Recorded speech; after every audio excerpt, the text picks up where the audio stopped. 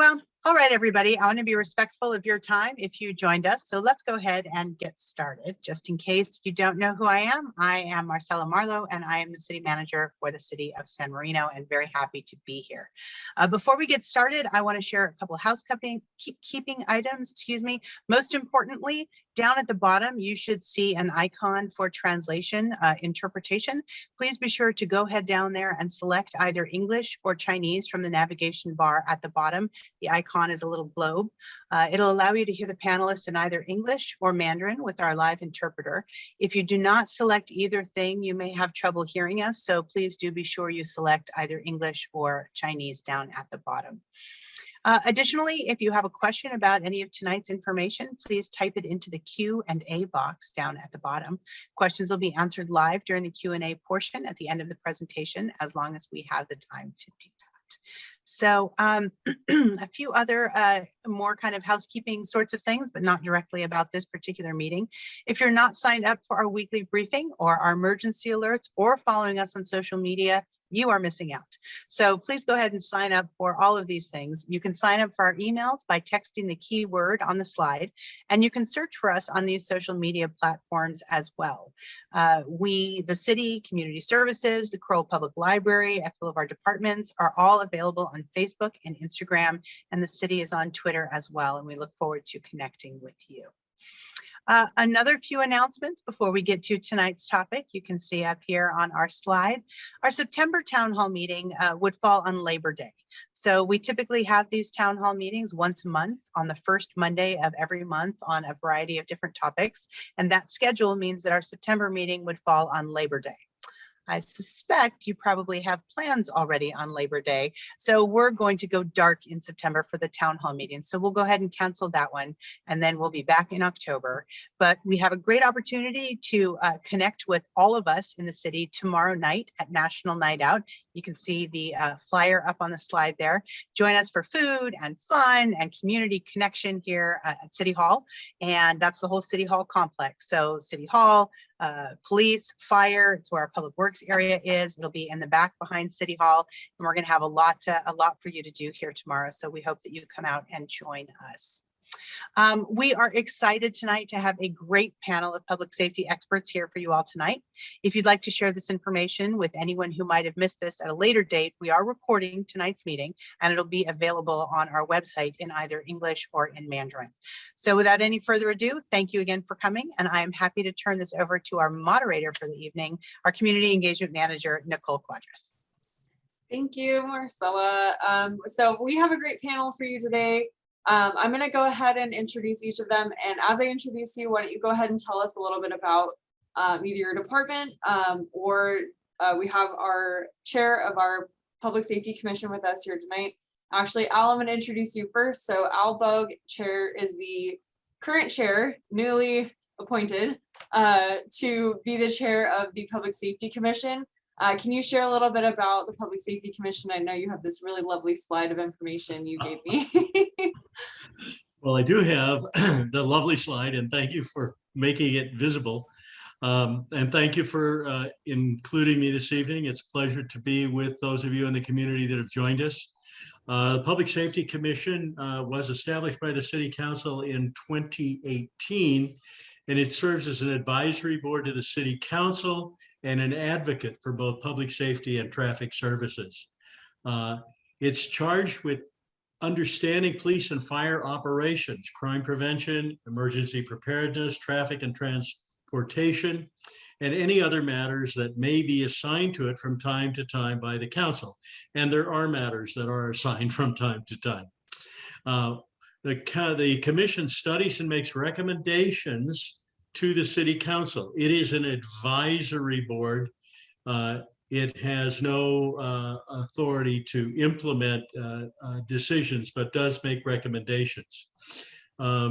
It consists of 5 members serving 4-year terms. The terms ending in May of 2024 are filled by myself and Charles Martinson, and the terms ending in 2026 are filled by Jeff Bozell, Hunter Chang, and Elizabeth Pfeffer. Please join us at a Public Safety Commission meeting on the third Monday of each month at 6 p.m. We currently meet on Zoom, which makes it, I think, quite convenient for you all. Thank you for the opportunity to introduce the commission and to be with you this evening. Nicole? Thank you so much. So of course, public safety, we have our Public Safety Commission, but we couldn't even talk about public safety in San Marino without our police and fire chief. So tonight we're joined by Fire Chief Mario Rueda. Mario, why don't you go ahead and talk a little bit about your department? Thank you, Nicole, and good evening. The fire department, we're coming up on our 100-year anniversary, and it'll be next year.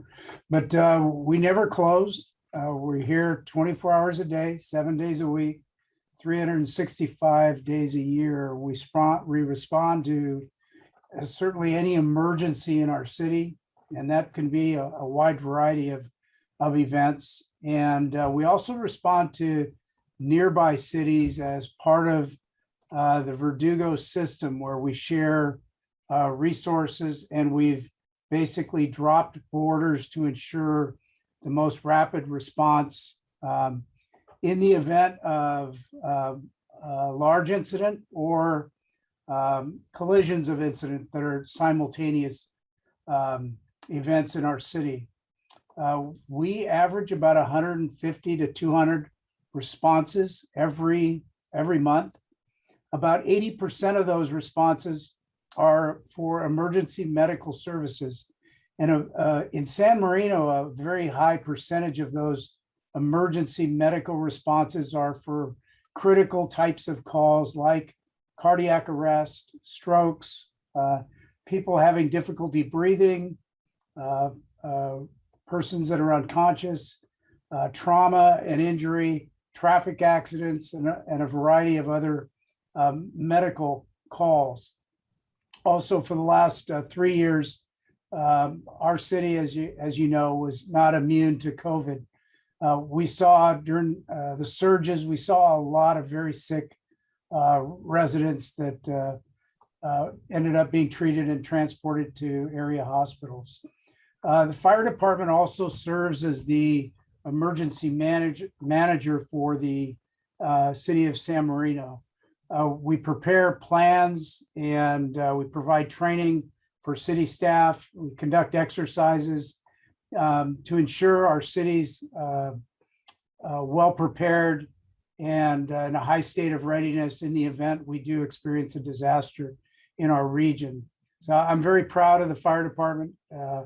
We have a number of excellent firefighters, and I do think, and I know Chief and Contra would agree, I think both our police and firefighters treat our residents the San Marino way, in a special way. And having a fire department and our own police department, I do think we do have the opportunity and the luxury of developing a connection with residents, which in my 6 years here has been really special, a special treat serving here. And that concludes my presentation. Well, thank you, Chief Rueda. And of course, we have our police chief, John Incontro. John, would you like to talk a little bit about your department? Oh, you're muted. Yes, I know. Absolutely. Thank you, Nicole. And thank you to everyone who is listening and visiting with us right now. I first have to say that I'm extremely honored to be the chief of police for the city of San Marino and to lead this outstanding police department. We endeavor to make a connection to every person who comes into the city, and especially to our community, whether it's in the school setting, the business setting, or any time that we happen to see it, you all in as we drive and patrol around throughout the streets. Our goals are to make sure that you are safe, that you have a feeling of safety. And we do that through a variety of reasons. We do reach out to the community through community engagement, whether it's this town hall, whether it is our neighborhood watch block captains groups. And we have approximately 22, 23 of those throughout the city, always looking for more volunteers. and people willing to participate with us. We do it with events that we do in conjunction with the school district, whether it's the upcoming bike rodeo at both Carver and Valentine. Just this month too. In fact, the kids go back to school, I think next week. And so we're always there. We're trying to teach kids how to ride their bikes safely, encourage them to ride their bikes. It's great exercise. It's a great thing to do as a child. I mean, I did it all the time. The other things that we do is we try and emphasize traffic safety. We do that through a variety of methods, from educating and enforcing traffic laws, working with Public Works and our traffic engineer contractor on making the streets safe. We are very fortunate. We do not have, or we have relatively little violent crime, and most of that is related to domestic issues, domestic violence, which is very small, or child abuse, and that's about it. And that also is a very small number. The biggest thing that we look at is thefts, identity theft, and also residential and commercial burglary. Then we really do enjoy working with the community. We have our coffee with a cop, and several of you joined us this past week for our cone with a cop. We had it at the local Swirls, and they had very good response, a lot of young kids, which was important for us. We are currently at our maximum number of officers. We have 30 officers, so we're doing very well. A lot of our officers are young, but they're enthusiastic. They're enjoying what they're doing, and they're enjoying making connections with the community each and every day. And I think that's about it. We've got a great partnership with the fire department and my wonderful partner, Chief Rueda. Thanks. Thank you, Chief Encontro. So I have some prepared questions, and there's also plenty of time for any of our attendees to submit their own questions, but we'll start off with some questions that I know we get, and I know the chiefs get regularly. Chief Rueda, I'll start with you, but I'd like to hear from all three of our panelists on this first one. We'll start with a big picture of what do you consider the greatest threat to our city to be? I think there's a couple things that tend to keep me up at night to a degree. And Chief Encontro and I both have talked about both of these extensively, attended training and a variety of other addresses on the matter. One is the man-made disaster, which is unfortunately becoming more and more common. And I'll let Chief Encontro really talk about that. But we're seeing mass shootings on an unprecedented rate across our nation. And our community, as great as it is to live and work here, is not immune. So it is something that worries me. The second is a landscape disaster, like a major earthquake. We're about 70 miles from the San Andreas Fault, which is capable of nearly an 8.0 on the Richter scale quake, which would shake for several minutes and cause extensive damage across the Southland. I know, because I've heard this many times, the earthquake that when people talk about earthquakes, they remember or they recall Northridge, and that's the quake that they think they're preparing for, but actually they're not. Northridge was not considered a large quake. And in fact, you could drive 10 or 15 minutes away from here and go to a restaurant and have a nice sit-down meal. The earthquake that potentially could occur across on the San Andreas Fault, you would have to drive 5 or 6 hours to get away from it.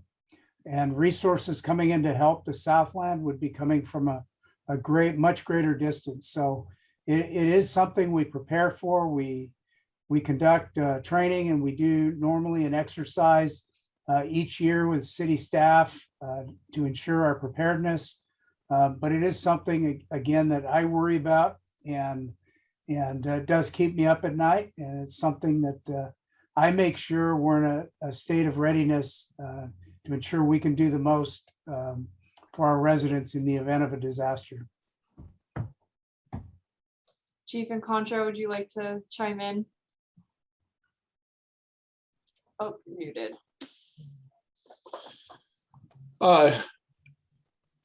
Interestingly enough, I think the number one concern I have is complacency. And since I've been here for nearly 8 years, I have listened to the community members who say, no, this is San Marino, it'll never happen here. San Marino, those things don't happen here. But they do. We have an uptick in burglaries. And we have luckily we're down in thefts. But those are the things that concern me, along with mass shootings and other issues. And we'll talk about that a little bit later. But I want to highlight some positive things about this. We have a resident whose home was burglarized. She wasn't there. And however, she was prepared for it. She had a security system. She had cameras. She knew how to operate the cameras. She was able to get screenshots of the 2 suspects. And we were able to catch both those suspects in a matter of 2 hours after the incident. And it's because of being proactive. And that's why when I say complacency, the other day I came in town and picking up something at the pharmacy, and there was a couple of cars that were parked with the windows down. Luckily, no keys in the ignition. If there were, I would have grabbed them. We recently had a theft from a vehicle where there was two or three very nice big bags from designer stores, and the car was open. We also had a couple of car burglaries at the Huntington Library, and we have seen those in the past, but those are mostly all opportunistic crimes where we talk about hide it, lock it, keep it. And none of the items, and it was some pretty considerable cost or loss, that if the owner of the car had been able to simply put them away where they weren't being seen, or taken steps to ensure that their valuable property was safe, then those crimes wouldn't occur. So complacency is the fact that, yes, it does occasionally happen here. And for us, if we can work together, we have officers available to come and talk to you, come and talk to any group that we have. That's why we have our neighborhood watch meetings. That's why we have town halls. That's why we have Coffee with a Cop. And, tomorrow evening, National Night Out, that's an opportunity for you to ask us any questions and to just open up some dialogue about what we can do to make ourselves safer. I've said this in the past that if you stock the pond with too many fish, you're going to have a lot of fishermen. So if we can hide those fish that are in the pond and make it a little more difficult for those fishermen to get the fish, then we're going to keep our stuff, and we'll have a few more fish for everyone in the city to eat. That'd be nice, but we don't want to keep those things down. So anyway, I think that's the biggest thing. But beyond that, I just want to say that we're very well prepared. We train quite a bit, and we work really well with the fire department each and every day. Thank you. I will not think about fish the same way again. Chair Bogue, do you have anything to add in? What do you think the biggest threat to our community is? Well, I would probably not want to answer that question, but would rather comment on what I think one of the greatest advantages of living in our community is, and that is the fact that we have people like John and Mario and their teams, as well as the team from Public Works, who are there 24/7 focused on providing support for all of our residents to provide them with a healthy, safe environment. And I want to just say thanks to all 3 of those teams on behalf of the commission, as well as other citizens. Thank you. That's much appreciated. So chiefs, what kind of things can the community do to help make themselves and their homes and their families and the community as a whole just a little bit safer? What kind of things can we be doing on a daily basis just to ensure that we have that level of safety? Well, I'll assume it's me, chief, not that chief. But for Well, me, either chief, chief could answer this. it's true. It's true. Thank you, Nicole. Great question. And I briefly touched on it. Try and harden your target. Have a good security system. Know how to use it. Use it when you leave the house. And talk about safety with your kids, putting away bicycles, items of value, shutting your garage, shutting the gate that goes across your fence, or rather your driveway if you have that. Get to know your neighbors through our neighborhood watch group and participate in that. Understanding that you have to have a plan if there is a disaster or there's some kind of problem, something occurs, know what to do. And remember, for us, we average about 1 minute and 20 seconds to get to your place during a crime in progress. And very few departments, I think, in this country has that same kind of response time. So working together, that's one of the big things that we can do to make the city safer. Also, obey the traffic laws. Make sure you're not on your phone when you're driving, especially with school starting next week. We want to make sure those kids that are riding their bikes are safe and that they don't have to worry about someone who's not paying attention. Chief?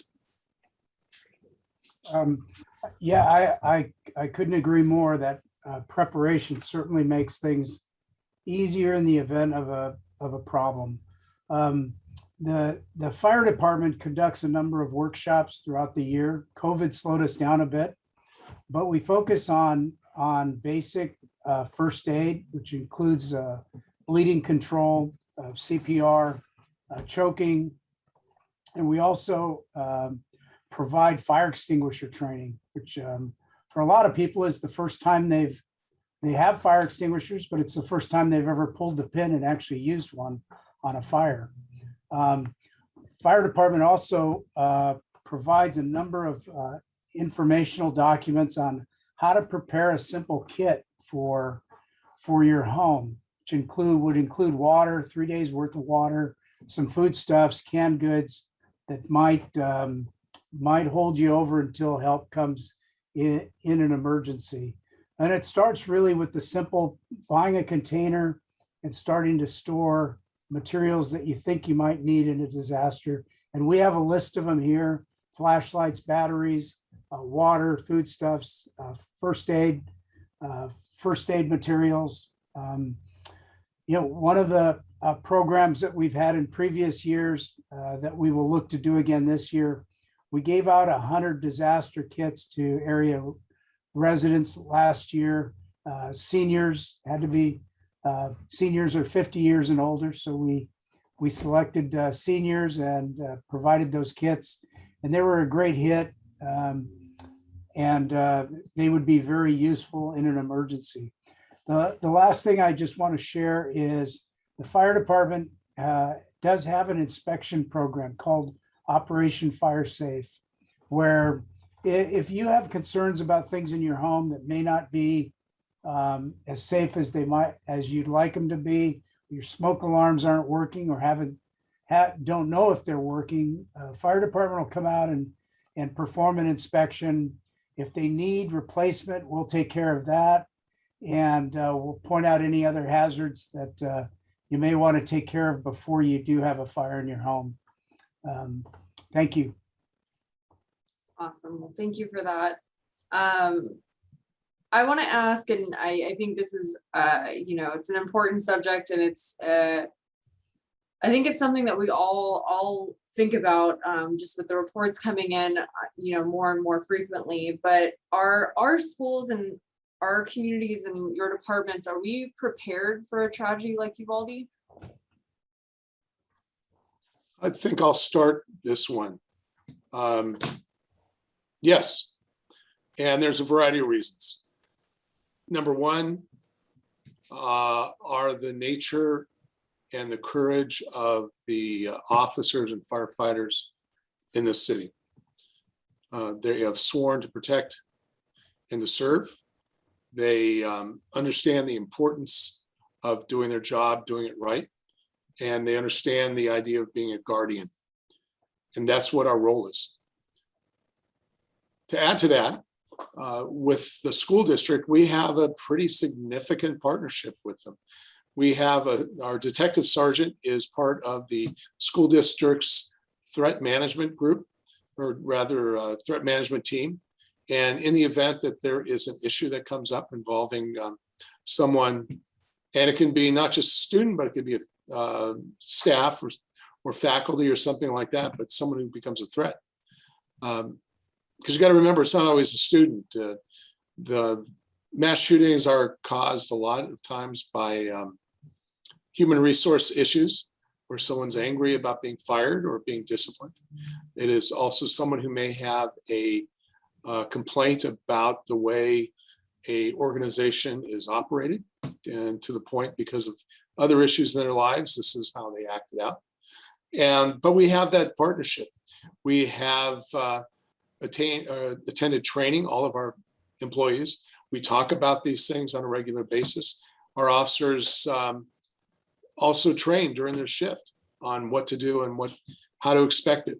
We, on a regular basis, our patrol officers go to each school 1 to 2 times a day, and they walk the campus. And they do it for several reasons. One, hey, we're nice guys. We want to be there. We want, if you have a question, if you have a concern, because the people that are involved in these kind of mass shootings, and just kind of statistics for this year, there's been 1.7 mass shootings per day so far this year, and a total of about 381 year to date across this country.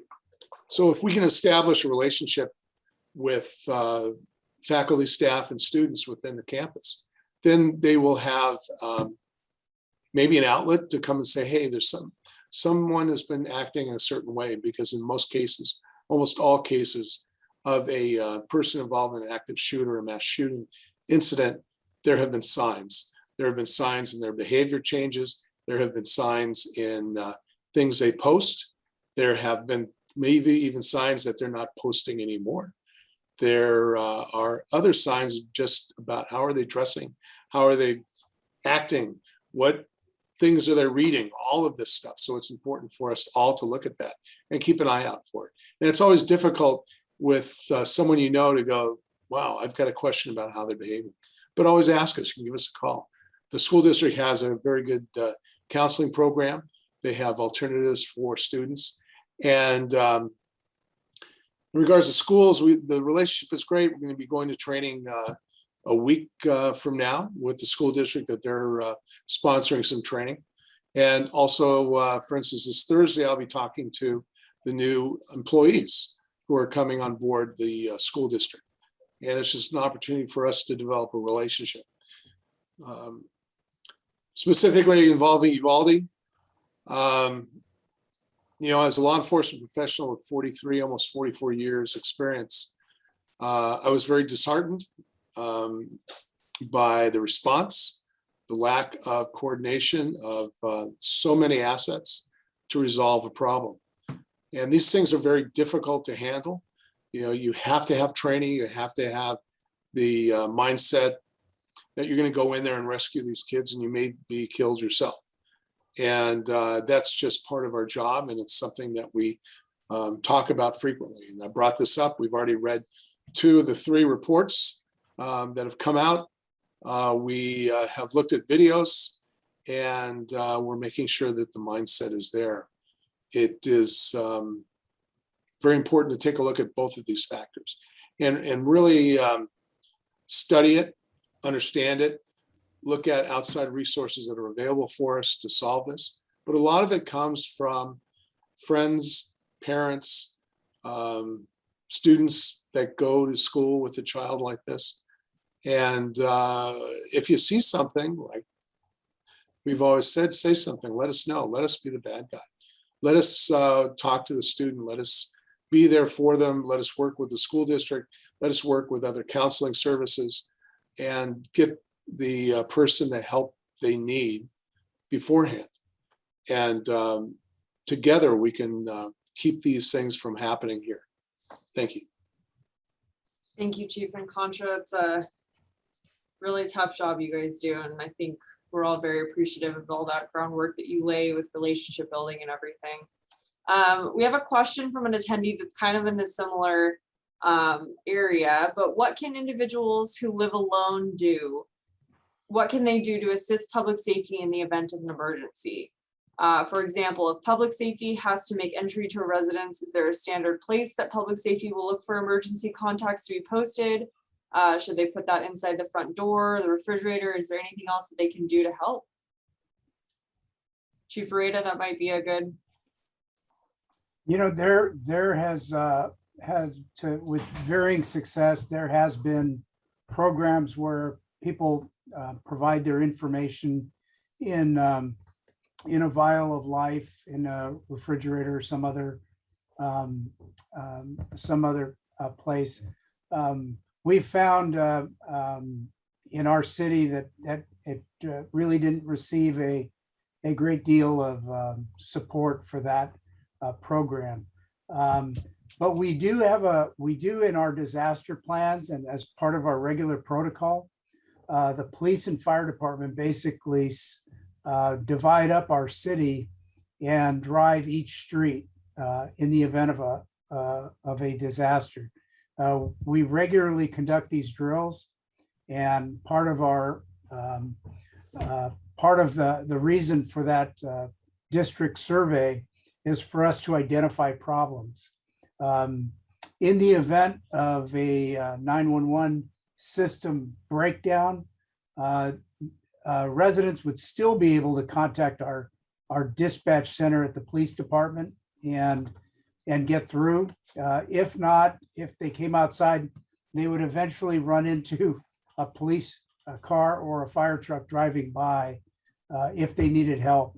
And part of our real program here is to try to train and educate residents to help themselves, learning how to shut off their utilities, their own utilities, or learning how to conduct basic first aid, or having supplies sufficient so they can operate with it for up to 3 days without necessarily help. We also talk to residents about having a generator and having that start automatically. That's a significant benefit in the event of a disaster. So all of those are things that can really help us when a resident can help themselves and allow the police and fire departments to respond to the real critical emergencies, to residents that really need us for a life and death situation. That really can is the best thing that a resident can do for us. Thank you, Chief Rada. So I've got a question. What happens when I call 911 in the city of San Marino? Well, I'll take that one since they're just down the hall. The 911 call will come directly to the police station. Our dispatcher will answer the call. They'll do a quick triage as far as the type of call. If it is a medical call or a fire call or something, or a service call, such as some flooding or things like that in a residence, we will immediately send it to the Verdugo communications. We also have an early warning system that we alert the fire department that they have a call coming in, so it can expedite their preparedness to get on board their apparatus and start heading out the door. I want to, we had issues with that in the past, but working together with Chief Rueda, we've been able to make those short times even shorter for response. If it is a police-related matter, we will handle it and assign a officer to respond to the call. And different priority calls, even long-term, what we consider priority 3 calls, where there's no crime or there is a crime that occurred a few days ago, there's no suspects, there's just an investigation, or you have a question we want to come out and talk to you about. We still have an average of about 3.5 minutes to get to your house for those type of calls. The only delay could be if we're handling another call of a more serious nature, or multiple calls at the same time. But generally, we are at your house 3.5 minutes or less for the response. And then there's other calls that we get where they're informational calls, and we try and answer those as quickly as you can. You have to understand the dispatcher has to get information, critical information. They're going to be brief with you and ask you to answer those questions. And we may cut you off because we need to get to the next information, especially it involves the life of someone who needs medical care, or it is a crime in progress. So it may seem they're a little abrupt with you, but it's that information that we need to get out to the other units in the field. Also, our dispatcher handles people coming to the front desk. They handle calls on the business line, more general information calls. And then they'll put out Nixle information as available so that you have an understanding why the street's closed or why the helicopter's flying over or some other kind of thing like that. But that's a kind of very brief summary of what we do and what happens with 911. I would just want to add one more thing with the previous question. The police department does maintain files of addresses that you've provided us with emergency contact information. We also have keys to many homes in town and gate codes. Those things are important for us to have. Also, those of you who are going to be away, please use the vacation check, and we will make sure that we go out and check your house while you're gone. Those are all things that we can do together to help reduce crime. Thank you, Chief Incontro. Chief Rita, I'm going to field this next question to you. What is mutual aid and how does it work in the event of a disaster in San Marino? So the term mutual aid is sort of a broad-based term that encompasses a whole variety of aid that could be available to our city in the event of an emergency, and it works with both the fire service and law enforcement. And fortunately for all of us, California is really a model for the nation and for the rest of the world in terms of exchange of resources. Mutual aid originally was neighbor helping neighbor, but with the large wildfires that typically occur in California and have most recently more frequently occurred, fire trucks can drive or do drive up and down the state in support of the large fires. For us in San Marino, that means that we send out firefighters when there is a request for them. Last year, we were both in Lake Tahoe for 14 days protecting homes, and also in Northern California in another location for nearly 14 days at the request of the state on one occasion, at the request of the Forest Service on another occasion, and they're fully reimbursed up to actually up to 110% of our costs. And the firefighters back home here volunteer to fill in when they're gone so that there's no break in service locally. But what that also means for our city is in the event we have a large disaster, something that we can't handle, that system would work for us. It really works every day for us. Last Thursday morning, early Thursday morning, we had a large home that caught fire, was potentially exposing adjacent homes, and with support from the city of Alhambra, Pasadena, San Gabriel, we were able to contain that fire and keep it from spreading to the rest of the neighborhood. And law enforcement has a similar system that really every day there is an exchange of resources in the event there's a coverage or an incident. So it's a system that works throughout the state. It's well oiled, and it not only works for the large events, but it also works for our day-to-day work. Awesome. It's good to know we're covered and we help out when we can. So what emergency alert systems does the city have? What should our residents be looking towards in the state of an emergency? How will they be notified? How will they get information on what to be doing? So the city provides a variety of emergency alerting systems. The most common is the system operated by the police department. The fire we had last Thursday morning, the police department sent out a series of alerts telling residents to avoid the area.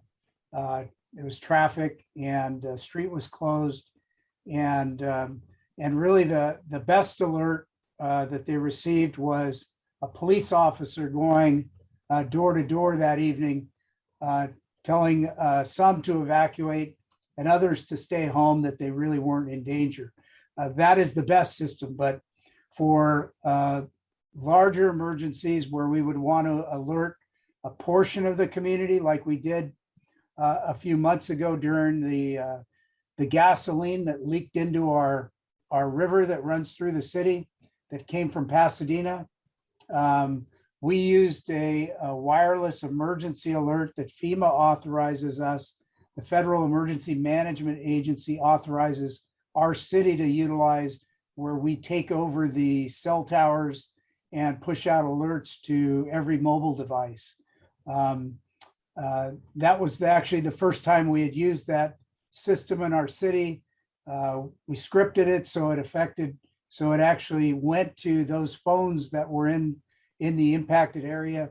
But we're capable of being very prescriptive in those alerts, or we can alert our entire city in the event of we needed to make sure residents were well informed. I know we also have a subscription alert system that we use that goes to landlines in our city. And I know the chief has one other system that he can send out emails, but I'm not as familiar with that one. Yeah, that system is called Clears, but what we're using primarily is Nixle, because Nixle can send out different types of messaging and is a little more efficient. And we have a lot more people signed up for it. So please sign up for Nixle. I know on the slides there was information about signing up for Nixle. Don't want to miss those alerts when it comes time to need them. So I want to give our attendees just a little bit of time to put in any last minute questions you might have into the Q&A. But Chair Bogue, I'm going to actually field this last prepared question I have to you first, which is, what makes San Marino Public Safety so special? A combination of the citizens and our city employees. The citizens who get involved and who share concerns and who share support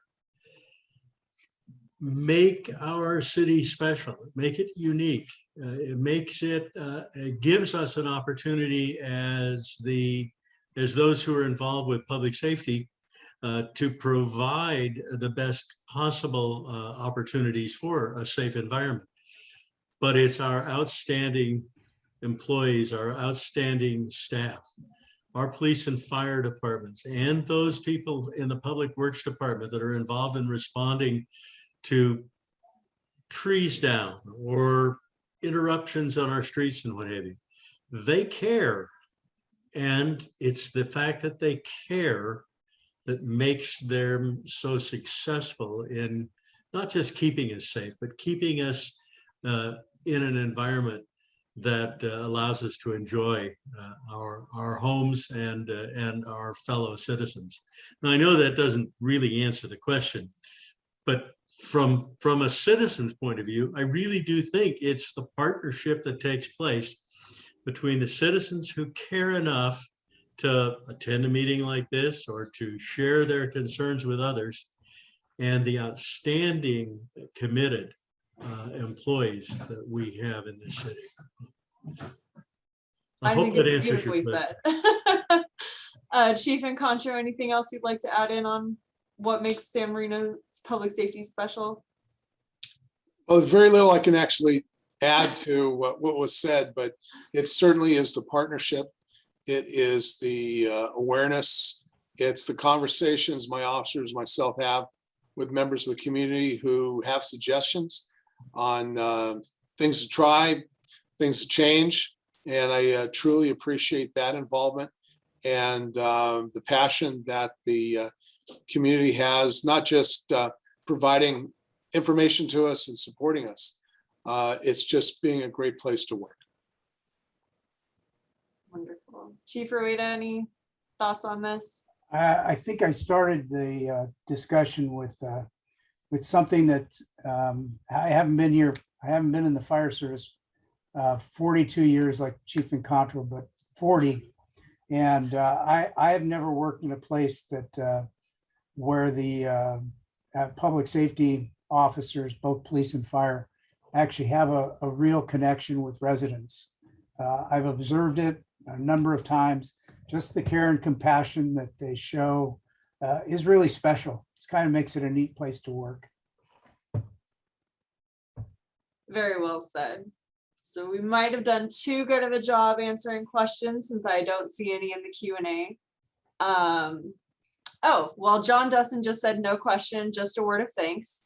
Thankfully, I've had little need to contact our city police and fire departments, but every encounter I've had, the professionalism of our police and fire is exceptional and appreciated. So very well done. City Manager Marlowe, any final thoughts before we wrap up on any of this? Yes, absolutely. Thank you all for being here tonight. And I want to thank the two chiefs, Chief Encontro and Chief Rueda. You both have been here for the entire duration of my time in San Marino, and it is a privilege to have you both as partners. And I, of course, want to thank Chair Bogue, who was the inaugural chair of the Public Safety Commission, which you did not mention, and now is so dedicated that he has come back again to serve another term as chair, and we are always very grateful for his leadership. And speaking of leadership, I want to give a shout out to Mayor Jacobowski, who is lurking out in the audience tonight. I see you. I know you're there. Thank you so much for coming out and supporting our town hall tonight. And if you want to do more to engage with and support public safety, please come to National Night Out. Again, that's tomorrow, Tuesday, August 2nd, starts at 5 p.m. I'm going to say that it's in the back parking lot of City Hall, but that does not do it justice. So please come out, see what we have planned for you, talk to us live and in person and not just in a square on Zoom, and we will be delighted to see you. So with that, thank you so much, everybody, for being here. We appreciate it, and we'll either see you tomorrow night or at our October Town Hall meeting. Good night.